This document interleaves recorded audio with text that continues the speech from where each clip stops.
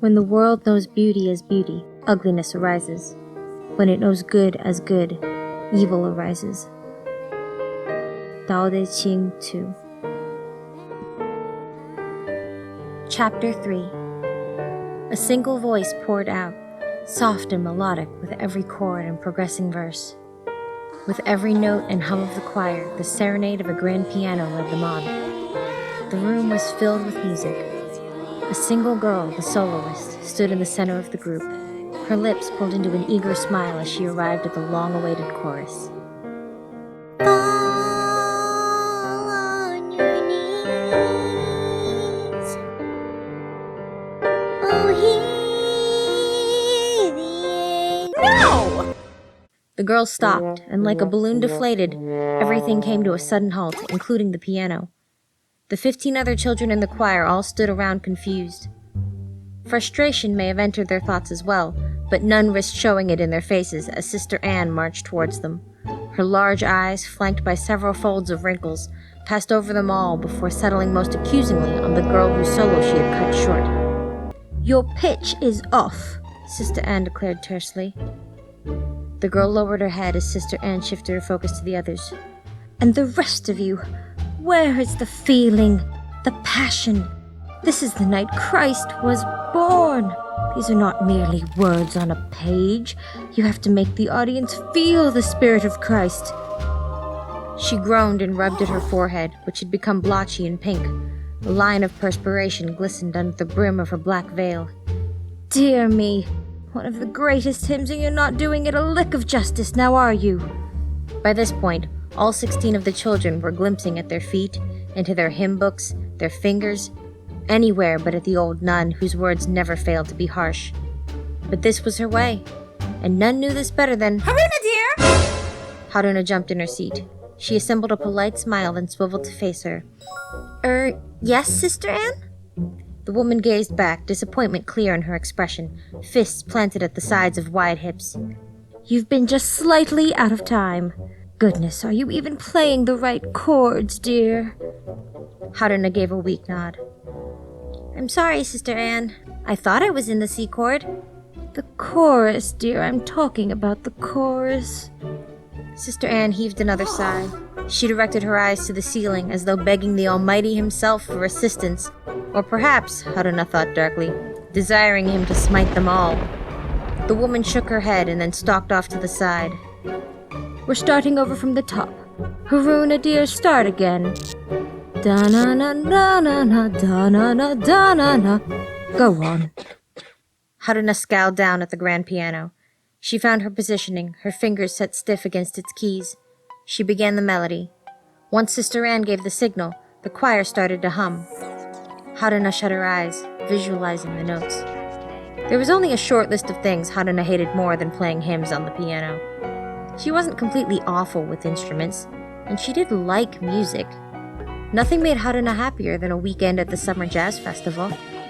But regardless of style, none of it came naturally, and it felt like such a chore. The thought of having to replay the same song for what must have been the 7th time that evening made Haruna want to scream. It didn't help that Sister Anne was the most abrasive sort of strict. Haruna was a dedicated member of the church, from altar server to junior mentor for Holy Eternal Sacrifice Youth Group and Choir. She was admired, even by Sister Anne. Though Haruna never quite escaped Anne's wrath of criticism, Sister Anne often softened the blows with terms of endearment. "Dear." She found that the best way to please Sister Anne was by doing the same thing she did to please her grandmother, accepting that Sister Anne was always right. Always. "Well, that's it for tonight," the nun announced at last. "We'll continue rehearsals next week. And Haruna, you ought to focus your practice on Silent Night. I suspect it will be a difficult one for you, dear." Haruna gave a nod, again with the brightest smile she could manage. She got to her feet, pulled on her fall jacket, bid the children farewell, and made her escape. She wanted nothing more than to hear the words, "That's it." She'd had enough. Once through the doors, sitting there was her boyfriend, his head propped against the wall and his mouth open. Smirking, Haruna walked over and slapped his knee. "Hey you, wake up." "Huh? Oh, you're finished?" He responded sluggishly, releasing a quick yawn. "Yep, and ready to go when you are," Haruna said, not waiting for him to stand and stretch as she hastened onwards up the stairs. Wow, that was long, wasn't it?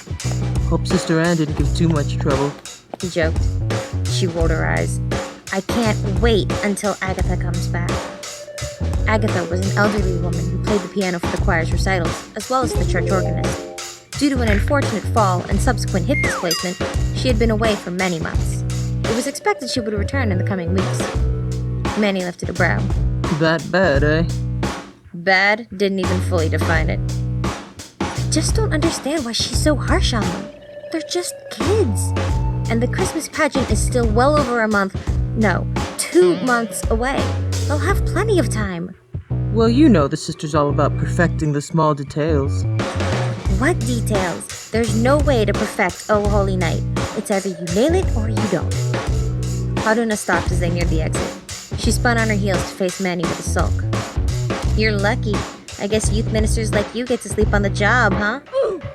Manny grinned, shrugging his shoulders as they arrived at the top of the staircase leading out from the church basement. His hands were buried in the sides of his jeans. I'm just here to lift heavy stuff. Haruna turned from him with a snort. Ugh, you and your jokes. She shuddered as Manny's long arms swooped around her, pulling her into a hug. His chest was warm against her back, and the musk of his cologne was hypnotic. All her tension, all her frustrations seemed to melt away. Emmanuel Vangelis.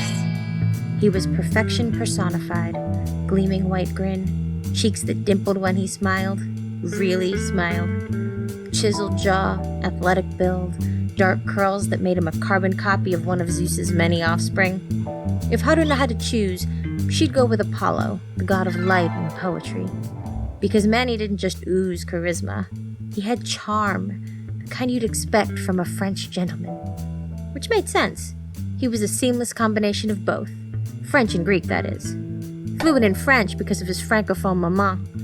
An enthusiast of all things Greek, courtesy of his Greek-Canadian baba. He was like her, a blend of things, and he owned it with pride. She loved that about him. Haruna placed a hand onto his. The rehearsals took forever. I'm glad you waited, though. And for taking me to dinner earlier, thank you. With all the stress I've felt lately, I don't know what I would have done without you. Manny's voice was smooth like a bass. The stress is good.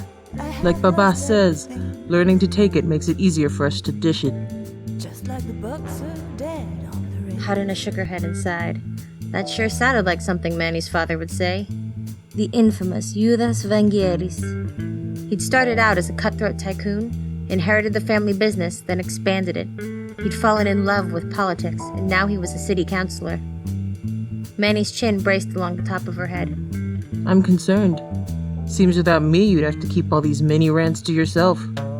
Haruna broke from his hold and stepped away. Oh, shut up. She glanced slyly at him from the side, watching his eyes like silver coins squint mischievously. He laughed the kind of laugh one would expect from someone like him. Bold and husky. He cupped her face in his hands, planted kisses on both her cheeks. Haruna beamed. He always knew just what to do and say.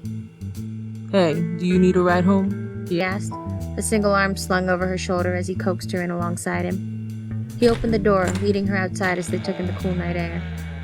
Haruna's ear grazed his shoulder as she lifted her head and met his gaze, his smile wide, his cheeks flaunting their dimples. She nodded, airily. Manny was just so perfect. Didn't hurt that he also drove a Mercedes. You two look a little close. That voice. Haruna whipped around to face her, the woman who stared from a distance, her crystal, almost translucent eyes flitting between them. Her mouth, adorned in its usual hue of pale plum lipstick, was set in a grimace. Hello, Marie, Ms. Smith. Manny greeted, his voice hoarse as though he hadn't spoken in a while. He coughed awkwardly to clear his throat. Hello, Mr. Vangelis. The woman, Ms. Smith, Ms. Marie Smith, responded with a half-smile. She gave a faint nod, and then her eyes darted with hawk-like precision back to Haruna. Grandmother? Haruna's voice was small. I didn't know you were coming. Yes, well, I suppose since I was passing by, I could pick you up. The meeting ended early.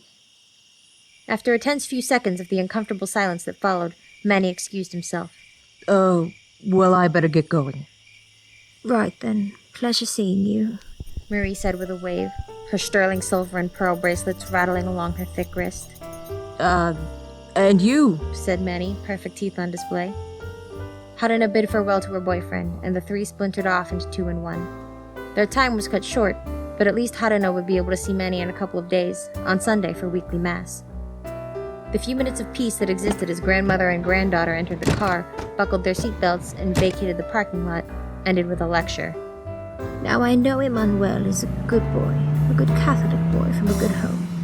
But remember what I said about boys, Catherine. Haruna gave an obedient nod. Yes, grandmother.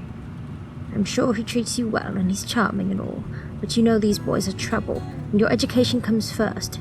It always comes first. I understand, grandmother. And you know well enough the only reason I've allowed you to have a boyfriend at all is because it's that boy. But even if it's him, you know I would never tolerate sinning against the Lord. Yes, grandmother. Even your mother didn't have a boyfriend at your age. I simply forbade it. Haruna's curiosity piqued. Her grandmother was retired now, but she still managed Irving Smith LLP, the law firm she'd founded with Haruna's late grandfather. Back then, she was a lawyer, not just full-time, but overtime, always in a meeting. Haruna knew that her own mother, Grace, once attended a boarding school. Grace had to follow the same old rules. Still, Haruna didn't dare say what she truly wanted to say, that Marie could never know what her daughter did, given that her daughter was never home. And as a matter of fact, neither was Marie. So Dad was Mom's first boyfriend? Haruna asked. Yes, well, unfortunately. Haruna lowered her head, a gloomy tug at her insides. She remained silent, pretending not to notice the bitterness in her grandmother's tone. Marie cleared her throat. Anyway, that's not the point now, is it? I'm perfectly fine with Emmanuel, love. But all that kind of public display, at church of all places, is quite inappropriate, Catherine. Right, Haruna mumbled, resting her cheek in her hand and braced against the car window. And marriage, dear, that's where... After continuing in this vein for 5 more minutes, Marie's grip firm against the steering wheel's leather hide, she shifted topics. First came the questions about the youth group's choir session. It went well, Haruna lied, adding that the pageant was sure to be a smashing success, as it was every year. Good, Marie said proudly. I'm delighted that they asked you to play for them too. Your mother was so gifted with the piano. Why, when Gracie played, it was just lovely. I remember it like yesterday. They approached the community gates, the grand placard, Shady Glen Estates, carved in elegant letters mounted at its front. They were home. For the remainder of the evening, Haruna was about the house like a bumblebee, all to the soundtrack of her grandmother listing off chores and responsibilities. Yes, grandmother. I will right away, grandmother. Haruna placed her violin in its case, her third instrument for the night.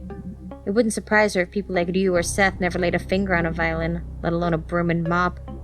Their idea of a Friday night probably meant trashing their parents' house and waking up on Saturday morning with a hangover and a story to tell. It must be wonderful to live like that, so carefree. Haruna's eyes fell to her parakeets, Harriet and Alice. She didn't know what it was about them. Their beauty, their innocence. Sometimes she felt they were less her pets and more her allies in some unspoken struggle. Trapped, locked inside this cage. Catherine, don't forget the dishes in the sink. Interrupted by yet another reminder. Relief didn't come until 11 p.m. Haruna collapsed onto her bed and swaddled herself with her covers. Between homework, church, tutoring, after-school clubs, head prefect duties, and responsibilities around the house, there was never a minute to spare, even on the weekends. Fridays were the most difficult. But there was something Haruna looked forward to the most on Fridays, being able to see Manny. Tingles rushed along Haruna's back like winter rain. What would have happened if the old woman had caught the two of them kissing? Haruna got a huge lecture for so much less. Her thoughts wandered, mulling over the conversation in the car, thinking of her mom and her dad, the way Grace had set out on a trip to Japan and ended up married to Haruna's father, a man she hardly knew. To take that chance must have been nothing short of terrifying, but in a place far away, Grace was an adult, free to do whatever she liked. Get the grades and make it to graduation, Haruna whispered to herself. Then you'll be free too.